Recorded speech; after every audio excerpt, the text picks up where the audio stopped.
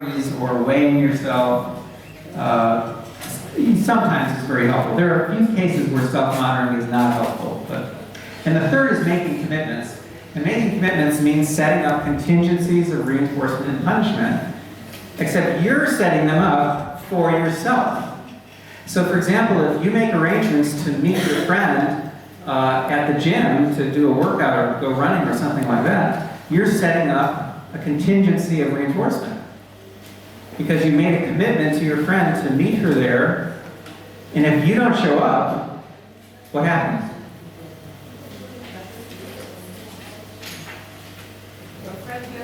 Your friend gets upset. That's right.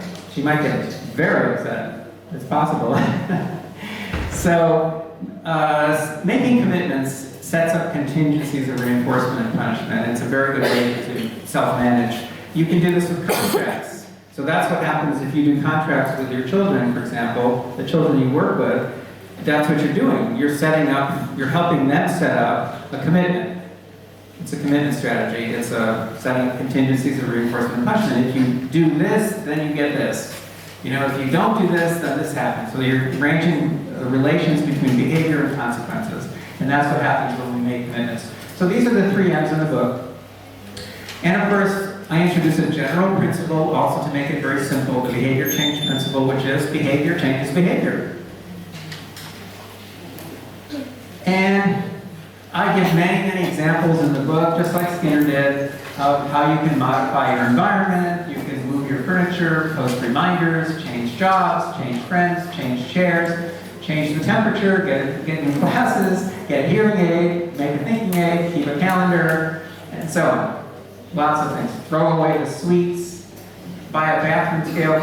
So I'm actually working on another book now. So I've published 15 books so far, but I'm working on a book now which is about modifying your environment to lose weight.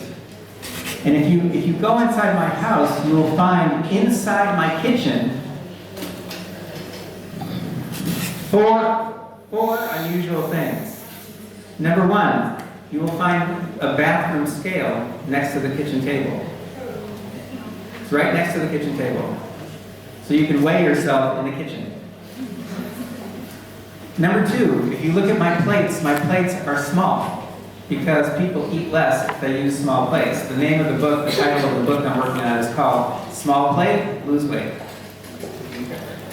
3, next to the dishwasher is a full-length mirror. There's a full-length mirror in the kitchen. And 4, if you go over to the refrigerator, right here at the face height, there's a mirror on the refrigerator. Wow, does that make a difference?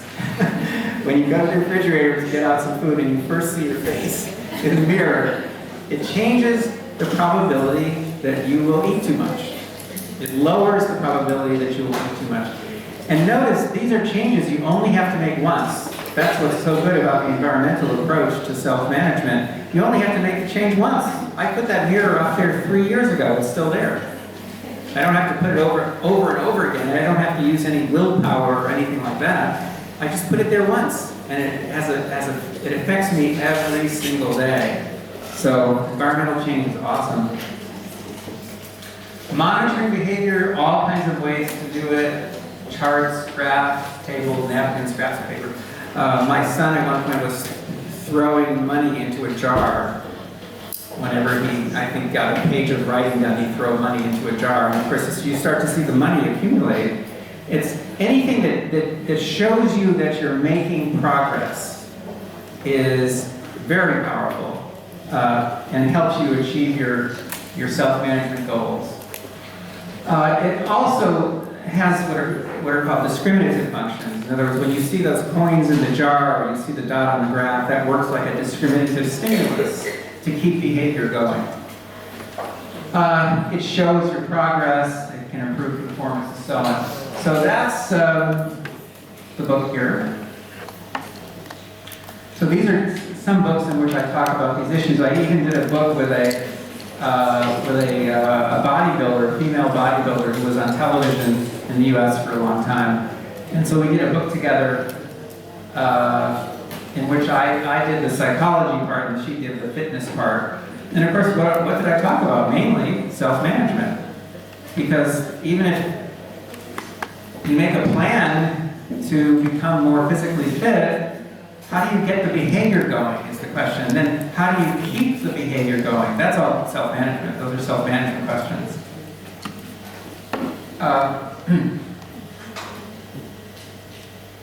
So again, I want to refer you to this particular paper. Now, I could talk about Skinner and self-management and things I've done throughout my life to help me achieve my goals. I can tell you what my eldest son Julian does, which is crazy things. He does big contracts, behavior contracts with his friends.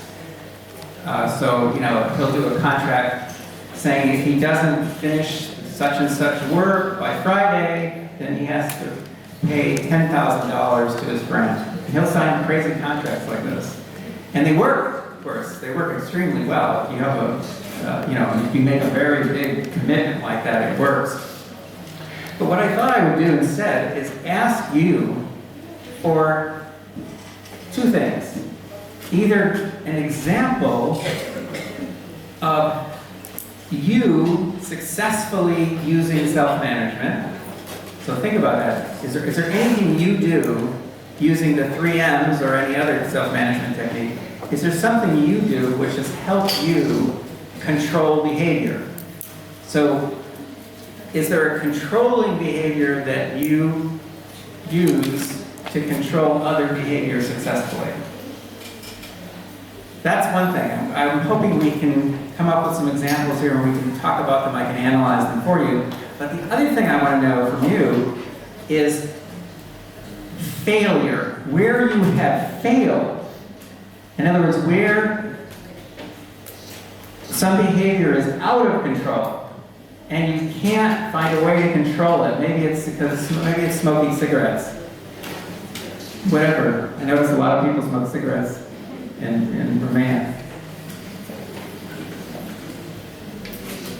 So, who would like to give us an example, either of success or failure?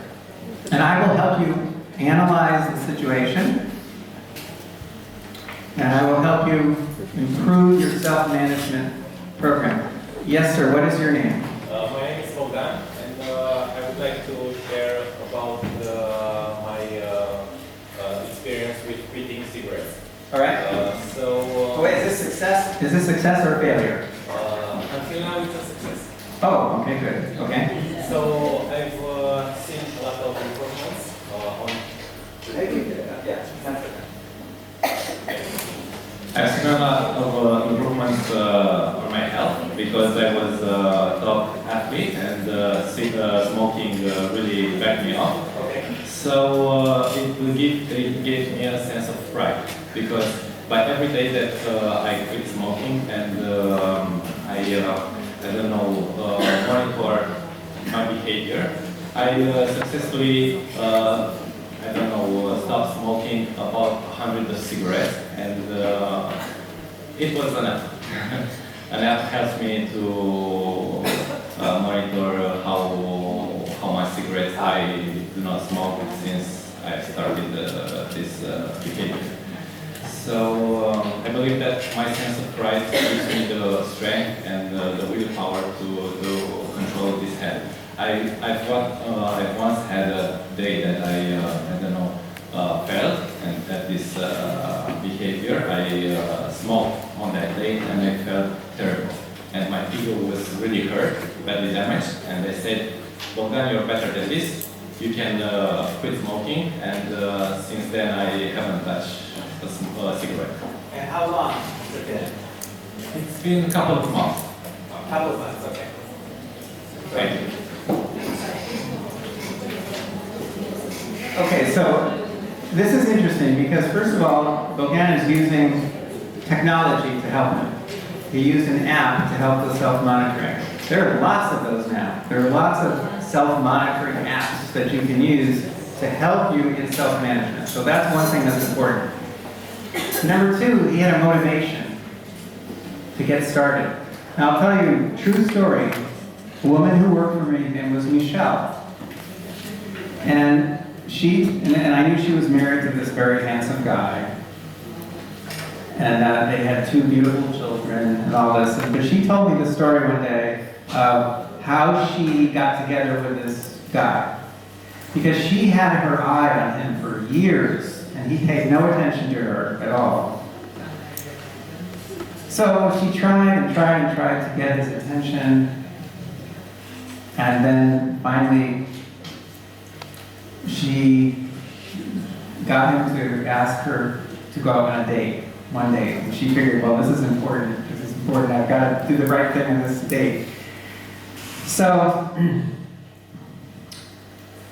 the date went okay, and it got to the end of the date, and then he reached out to kiss her.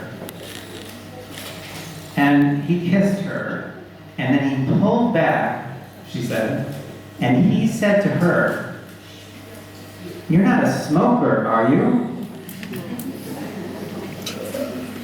And she said, crossing her fingers behind her back, that's what we do when we lie, she said, "Smoker? No.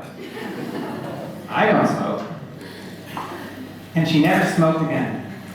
She stopped smoking that night. So having a motivation helps you, right? And then having some tools like a self-monitoring app, that can help you too. Modifying your environment, that can help you too. Making commitments, that can help you too. But motivation, of course, is part of it. You have to have a reason for wanting to make the change. Okay, thank you. Very good example. Someone else have an example of success or failure? Yes. And introduce yourself and then tell. My name is Manuela, and for me it's a constant between failure and success, I think. It's eating, and as you said, I have my scale in the kitchen. You do? I have my mirror on the fridge, and I have the picture of the person I would like to look like, also on the fridge. I consider myself not as overweight, but I always wanted to lose weight. I think every woman wants to lose weight. But as I manage very good my environment at home, I can, let's say, follow the rule that